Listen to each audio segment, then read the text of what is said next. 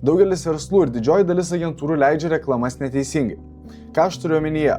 Daugelis verslų ir agentūrų leidžia reklamas iš idėjos. Jie pabando vieną variantą, pabando kitą variantą, pabando trečią variantą, bet iki galo kaip ir jie nežino, kas gali veikti.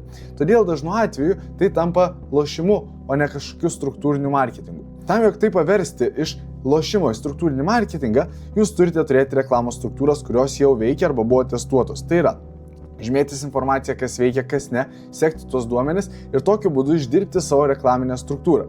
Ir tai darome visose platformose, bet Facebook'e tai yra ypatingai svarbu. Todėl daugelis verslų pagal statistiką praranda pinigus leisdami Facebook reklamas. To pasiekoje ieško agentūros, to pasiekoje galbūt ieško pigesnio sprendimo ir dar daugiau praranda pinigų ir po to iš vis nebenori reklamuotis.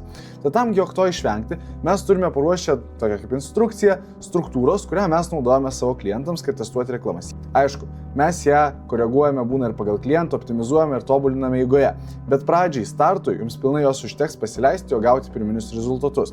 Tad pafollowinkit mane, palaikykit šį video, pakomentuokite ir atsiųsiu šią struktūrą jums visiškai nemokamai. Iki!